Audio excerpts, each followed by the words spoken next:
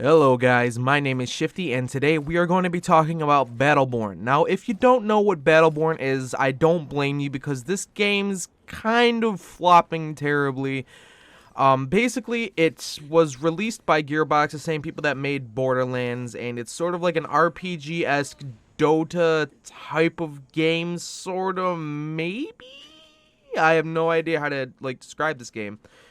But just take all of the boss battles from Borderlands and kind of make them sort of their own focus, and then throw in new characters. You have a select type of heroes and stuff that you have to choose from, and that's sort of what Battleborn is, but it doesn't necessarily define this game. It's really hard to explain. So what this game is it's kind of just a grinding game. That's all this game is. I personally didn't really pay attention to the story in this game, but it does have one, and the animation is pretty cool. But that's really not what we're here to talk about. We're gonna talk about why this game flopped and how badly it did flop. But it's still kind of going, and I'm kind of hoping that this game actually gets back on its feet, because in its own right, it's a pretty good game. There's nothing genuinely wrong with this game. And, oh, hold on, let me just readjust my mic. Okay. Jesus Christ, why is that it's so off kilter? Anyways, I really hope this game gets back on its feet, because it is good. It's not perfect, but no game is perfect, and I can really see this game having potential as having a following, because it's sort of got a little bit of a cult following going on. Not too much, but just a little bit. But yeah, the reason why this game, plain and simple, the reason why this game failed is because it is not Overwatch. And the reason I say that is because these games sort of came out at the same time, and obviously Overwatch was massively successful, extremely successful off the launch. Even in the beta, it has millions of players playing it to this game, and it just completely overshadowed Battleborn in every way, and that kind of upsets me, because this game is actually really cool. It's a fun little game, and on G2A right now, I'm not sponsored by them, but I thought I'd say this considering this is where I got the game. This is a $60 game, and I got it for $9. I got it for $9, including the first DLC pack, which I'm sure the second DLC pack is gonna be at least $15.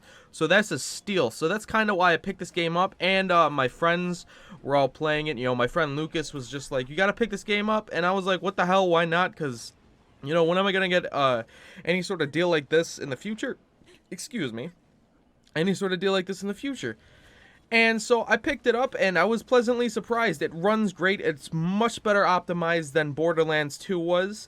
But this game does have kind of a weird optimization, because there's some points where it's like you'll have some sort of you have particle effects that will just completely shit on your graphics card, but at the same time you can have insane battles. Like you'll see later on in the videos, I don't have the best rig. I have a 970. It gets the job done. It works fine, but it's not top of the line, and it runs fine on it. And I'm sure anything, a 960, 760, 750 Ti, maybe even, all of that would run perfectly fine. It wouldn't have any sort of issues. So, it's got some weird optimization issues, but I mean, the game's not perfect. It's still pretty new, and I think that's what people forget, is that this game's still new, and it got really terribly overshadowed by Overwatch in every conceivable way. So if there's any game that you should probably pick up, I'd say try picking up this one, because it's all right, but it is overshadowed by Overwatch, and I think this game is really underrated, and it's a real shame, because it's fun, and it's a nice way to just kill some time and have some fun with your friends. The leveling system in this game is kind of weird. It goes so that you have character levels and sort of an overall level, but every single time you start up a mission, you start out with your character at level 1, and you get to pick 10 different sort of powers, your special attacks, as you level up higher, and it's kind of weird. I've never seen it before. Maybe it's a thing in like Dota or something, but I've never really personally seen this sort of aspect. You get different skins. I don't know if there's microtransactions. I'm sure there are somewhere, but I haven't seen them yet, and it is a strange game. It's a very strange game for what it does, and I'd say check it out, especially since it's $9 on G2A. It might have gone up, but it's still pretty cheap on G2A.